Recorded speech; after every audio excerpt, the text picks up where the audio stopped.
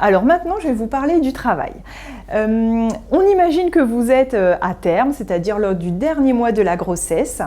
Nous avons fait un petit schéma pour vous montrer ici le col qui n'est pas ouvert et puis ouvert à 3 cm. Comme je vous le disais, col sympa, 3 cm, tout souple effacé. Entre un col fermé et 3 cm, nous appelons cette phase le pré-travail. Une fois que le col est ouvert de 3 cm jusque 10 cm qui est la dilatation complète du col, nous parlons du travail. Je ne sais pas combien de temps va durer le pré-travail. Par contre, ce que l'on sait à peu près, c'est que pour une dame qui attend son premier bébé, la dilatation du col va se réaliser d'1 cm par heure pour arriver jusque 10 et qu'il faudra peut-être attendre 1 à 2 heures que le bébé s'engage dans le bassin avant de commencer les efforts de poussée. Comment se passe le pré-travail? Eh bien, le pré-travail, vous serez sans doute à la maison. Vous allez commencer à ressentir des contractions plus fortes que celles ressenties jusqu'à présent pendant la grossesse, mais des contractions toujours bien supportables. Mais les contractions vont être très espacées. Il se peut que le pré-travail dure plusieurs heures. Il se peut que tous les soirs, lors du dernier mois de la grossesse, pendant 2 heures, vous ayez des contractions et puis qu'après ça s'arrête. Et puis il se peut que la veille de votre accouchement, ça se mette en route et les contractions démarrent.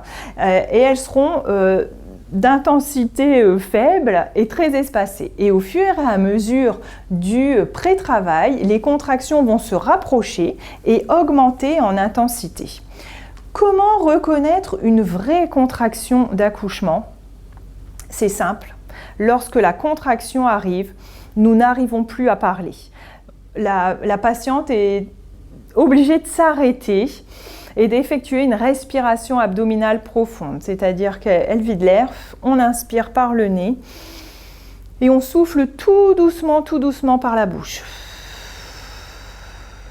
Et vous allez voir que lorsque ces contractions augmentent en intensité, on va avoir besoin de s'étirer. Alors peut-être on va s'étirer sur le mur, ou bien assise sur le ballon, je peux m'étirer.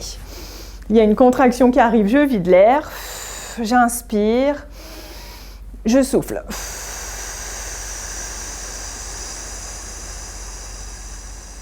Pendant tout ce temps, la maman va pouvoir penser à son bébé, envoyer des images positives, envoyer des messages d'amour, d'encouragement aussi à son bébé pendant la contraction. Dès que la contraction est passée, eh bien, elle est comme maintenant. Il n'y a plus de sensations désagréables on va vous conseiller, une fois que les contractions seront bien régulières toutes les 5 minutes, d'être très actif pendant votre pré-travail. Si vous n'avez pas rompu la poche des os, vous restez à la maison. Si par contre vous avez rompu la poche des os, ce pré-travail se fera à la maternité. Alors, que va-t-il se passer une fois que vous avez des contractions régulières toutes les 5 minutes? Eh bien, nous vous conseillons d'être très active. Alors, de faire des mouvements de bassin sur le ballon, des postures que Pascaline vous aura expliquées dans une autre vidéo, de monter, descendre les escaliers. Super bien, ça permet au bassin d'être asymétrique, de danser. N'hésitez pas, quand vous êtes pendant votre phase de pré-travail à la maison, de faire des choses qui vous plaisent, de mettre de la musique que vous aimez, ça va libérer des endorphines, et puis de bouger, ça va permettre au bébé de descendre dans le bassin, de chanter. Encore une fois, ça libère des endorphines, ça travaille le souffle. Et au bout de 2 heures, lorsque vous avez des contractions bien régulières toutes les 5 minutes, pendant 2 heures, on vous invite à prendre un bain et du space-fond et d'attendre dans votre bain, de vous détendre, de voir si le travail s'arrête ou continue.